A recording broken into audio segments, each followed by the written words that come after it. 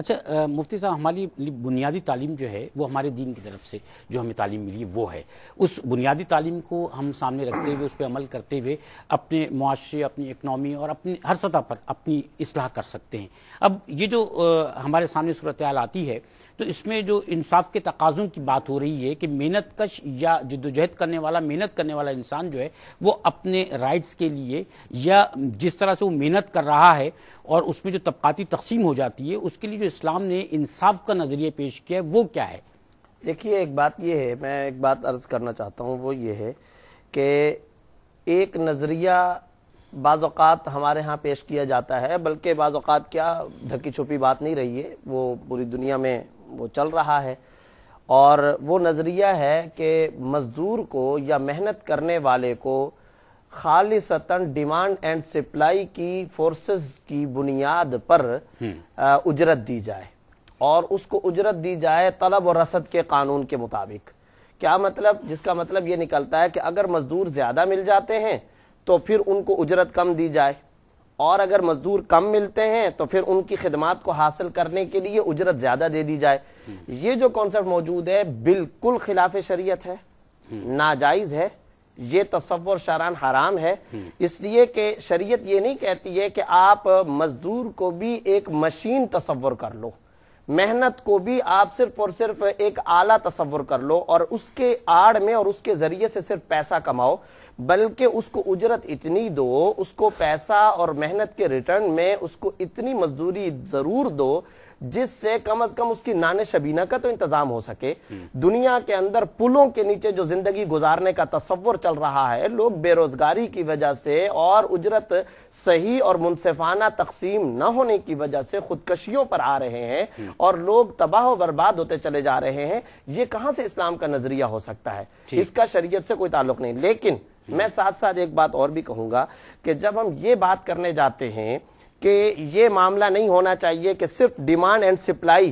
کی بنیاد پر اس کی اجرت کو طے کیا جائے، جہاں یہ خلاف شریعت ہے تو وہاں پر یہ بھی خلاف شریعت ہے کہ ذاتی ملکیت کا بالکلیہ انکار کر دیا جائے اور ذاتی ملکیت کو بالکل تسلیم نہ کیا جائے۔ اسلام کا جو نظام ہے وہ دو انتہاؤں کے درمیان معاشی معتدل نظام ہے، جس میں ایک حد تک ذاتی منافع کے محرک کو آزادی دی گئی ہے، لیکن ذاتی منافع کے محرک کو ایک خاص نظریے کی طرح شتر بے مہار بھی نہیں چھوڑ دیا گیا، بلکہ اس کو پہلے تو اس بات کا پابند کیا گیا کہ صحیح انصاف کے ساتھ تم اجرت دو، نمبر دو اس کو یہ بھی کہا گیا معاشرے کا وہ مظلوم اور پسا ہوا طبقہ، یعنی میں تو کہتا ہوں کہ بعض اوقات کوئی ایک خاص نظریہ آتا ہے، وہ کہتا ہے ہم مزدوروں کے رائٹس بیان کرتے ہیں، یا کوئی مغرب کا آدمی اٹھتا ہے وہ کہتا ہے کہ ہم مزدوروں کے رائٹس، یا کوئی اور نظریے والے۔ میں یہ سمجھتا ہوں کہ جتنے مزدوروں کو حقوق محمد الرسول اللہ صلی اللہ علیہ وسلم نے عطا فرمائے کسی نے بھی نہیں عطا کیے۔ آپ مزدوروں کی بات کرتے ہو نا،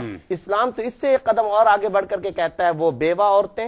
وہ بیچارے مظلوم لوگ جو ہاتھ سے کما نہیں سکتے، جو غریب ہیں، پسے ہوئے طبقے ہیں، آپ کی کمائی کے اندر ان کا بھی رائٹ بنتا ہے، آپ جب پیسہ کمائیں ان کو بھی دیں۔ اور قرآن کریم کی ایک آیت کے اندر ایسے مسائل اور محروم طبقے کے بارے میں فرمایا وَآتُوا حَقَّهُ يَوْمَ حَصَادِ، کھیتی کٹنے کے دن ان کو ان کا حق دو۔ یہاں پر صدقہ خیرات نہیں فرمایا، بلکہ جو تم اپنے مال سے صدقے کے طور پر نکالو گے یہ ان کا رائٹ بنتا ہے۔ تو اسلام تو اس نظریے کا بڑا شدت کے ساتھ حامی ہے کہ ان کی اجرت اتنی ہونی چاہیے کہ وہ نان شبینہ کے محتاج نہ ہوں، ان کے بچوں کی صحیح طور پر پرورش کا انتظام ہو اور ان کو صحیح طور پر میڈیکل کی سہولیات میسر ہوں۔ لیکن اس کے ساتھ ساتھ اگر ہم یہ کہہ دیں گے کہ مساوات کا بھی نظریہ ہے تو یہ بھی قرآن کے خلاف ہے۔ وجہ اس کی یہ کہ قرآن کہتا ہے وَرَفَعْنَا بَعْضَهُمْ فَوْقَ بَعْضٍ دَرَجَاتٍ، ہم نے لوگوں کو ایک دوسرے کے مقابلے میں درجات کے اعتبار سے، معیشت کے اعتبار سے فوقیت بھی دی ہے۔ اگر سارے کروڑ پتی بن جائیں،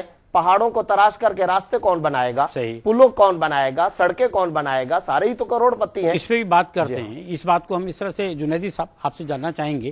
کہ ایک تو انسان کی صلاحیت جو ہے یہ بھی وسیلہ ہے، اللہ تعالیٰ نے مختلف لوگوں میں مختلف صلاحیتیں رکھی ہیں جن کو ہم سروسز کی شکل میں استعمال کرتے ہیں یا حاصل کرتے ہیں، دوسری مادی ذرائع ہیں جو اللہ تعالیٰ نے دنیا میں رکھے ہیں۔ کیا آج کا مزدور، آج کا محنت کش یا آج کا انسان اس لیے کرائسس میں مبتلا نہیں ہے کہ وہ اپنی صلاحیت کو یا تو صحیح استعمال نہیں کرتا یا پھر وہ اپنے وسائل کو صحیح طرح سے استعمال نہیں کر رہا ہے؟ دیکھیے مسئلہ جو ہے وہ یہ ہے کہ نظام کس قسم کا اس وقت دنیا کے میں رائج ہے. میں نے پہلے آپ سے عرض کیا میں اس بحث میں جانا نہیں چاہتا تو شاید آپ کا جو ہے وہ موضوع جو ہے ہم کیونکہ محنت پہ بات کریں, محنت کی انفرادیت پہ, میں اس میں نظاموں کے مختلف نظریات پہ جو ہے جانا تو چاہتا ہوں, لیکن میں جاؤں گا نہیں کہ بحث پھر جو ہے دوسری طرف جو ہے چلی جائے گی. دنیا میں جو نظام رائج ہے اس وقت وہ بدترین سرمایہ دارانہ نظام ہے, اور اس سرمایہ دارانہ نظام کی ساری فلسفی یہ ہے کہ کس طرح سے محنت کش طبقہ, غریب طبقہ, ان کو جو ہے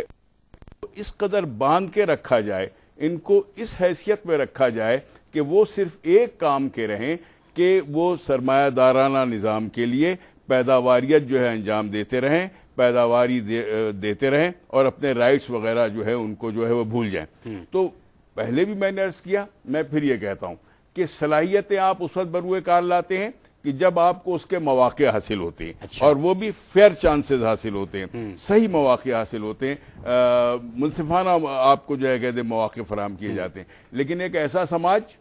ایک ایسا معاشرہ یا ایک ایسا نظام کہ جس کی فلسفی ہی یہ ہو کہ اس نے جو ہے نیچے سے نچوڑنا ہے اور اوپر پہنچانا ہے. طبقات موجود ہیں دنیا میں, کوئی انکار نہیں کر سکتا کہ طبقات موجود نہیں ہیں. غریب طبقہ موجود ہے جس کا بدترین استحصال ہو رہا ہے. آپ کے ملک میں 50% لوگ جو ہے غربت کی سطح سے نیچے زندگی بسر کر رہے ہیں, خودکشیاں کرتے رہے ہیں. اب سے بہت پہلے آپ نے دیکھا ہوگا کہ ایک فیملی نے یعنی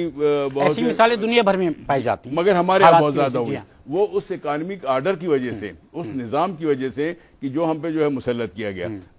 طبقات موجود ہیں, ایک اشرافیہ کا طبقہ موجود ہے جس کے لیے کوئی پرابلم نہیں ہے, جس کے لیے کروڑوں خرچ کر دینا کوئی پرابلم نہیں ہے. میں اپنے بچوں کے ساتھ جو ہے کلفٹن جانے میں بھی تفریح کرنے میں 10 ٹائمز میں سوچوں گا, اور ان کے بچے جو ہیں وہ ساری ہالیڈیز جو ہیں جو ہوتی ہیں وہ نیو یارک میں اور ادھر سنگاپور میں اور لنڈن میں, خدا کرے اور بھی کوئی پلانٹ جو ہے دریافت ہو جائے وہ ادھر بھی جا کے جو ہے کہتے ہیں کہ اپنے بچوں کو لے جایا کریں. لیکن میں کہتا ہوں کہ یہ دیکھیں مواقع کا مسئلہ ہے کہ آپ نہیں لے جا سکتے, سینڈ اسپیڈ پہ نہیں جا سکتے, آپ افورڈ نہیں کر سکتے, ایک وین نہیں افورڈ کر سکتے, اور دوسرے کے لیے جہاز کا مسئلہ جو ہے سال میں 3 بار 6 بار بچوں سمیت کوئی مسئلہ نہیں. تو لہٰذا جو آپ نے بنیادی بات کہی وہ یہ ہے کہ مواقع جب ملتے ہیں تو صلاحیتوں کا اظہار ہوتا ہے, لیکن جب آپ نے ٹارگٹ ہی یہ رکھ لیا ہو کہ مجھے صرف اپنی دولت کے اندر اضافہ کرنا ہے اور مجھے جو ہے ان کی جو کہتے ہیں کہ محنت کے استحصال سے اپنی تجوریاں بھرنا ہے, تو پھر جو ہے صلاحیت کے اظہار کے مواقع جو ہے ملتے نہیں ملتے, یعنی وسائل صحیح طور پہ استعمال نہیں ہو پاتے. اچھا منور رضا صاحب, اس سے بات کو تھوڑی اور آگے بڑھا لیتے ہیں. ایک تو ہم نے بات کی کہ صلاحیت اور اس کے ساتھ ساتھ جو وسائل, مادی وسائل ہیں, اس کے استعمال میں اگر انسان کوتاہی کرے تو بھی پرابلم پیدا ہوتے ہیں, جس کے لیے جنیدی صاحب نے فرمایا کہ جہاں منصفانہ نظام موجود نہ ہو وہاں ایسے پرابلمس ہو جاتے ہیں. اب ہم جاننا ہی چاہیں گے کہ ہمارے یہاں بہت سارے لوگ ایسے ہیں جو وہ کام کرنے سے کہ جن کاموں کو معاشرے میں چھوٹا کام سمجھا جاتا ہے, یعنی موچی ہے یا اسی طرح کا کوئی دوسرا کام ہے جو چھوٹے کام ہوتے ہیں, ان کو کرنے میں شرم محسوس کرتے ہیں بعض معاشروں میں. کیا یہ بھی لوگوں کے لیے مواقع سے فائدہ نہ اٹھانے کا موجب نہیں بنتا؟ ہاں, میں سمجھتا ہوں کہ تھوڑا بہت تو ضرور بنتا ہے. آدمی کو جب کام کرنے کے لیے نکلنا چاہیے تو کام میں تو محنت میں تو کوئی آر ہی نہیں ہے, محنت میں تو عظمت ہے. بلکہ تو میرا اپنا خیال ہے کہ اس میں تھوڑا سا ضرور آدمی کو یہ سوچنا چاہیے. بعض معاشروں میں ایسا نہیں ہے اور بعض معاشروں میں لوگ یہ کام کرتے شرم محسوس کرتے ہیں. اس حوالے سے ہم جاننا یہ چاہیں گے کہ جو لوگ شرم محسوس کرتے ہیں کن بنیادوں پہ انہیں محنت کسی بھی مرحلے پہ کسی بھی لیول پر محنت کرتے ہوئے شرم کا جو احساس ہے وہ نہیں کرنا چاہیے؟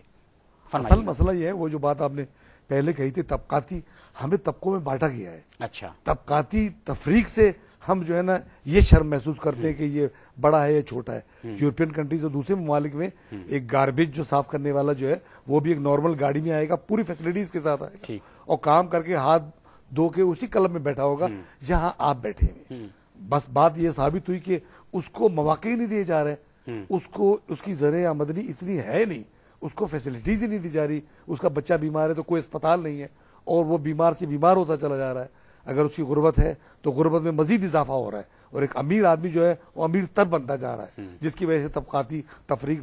آپ کو واضح طور پہ نظر آئے گی.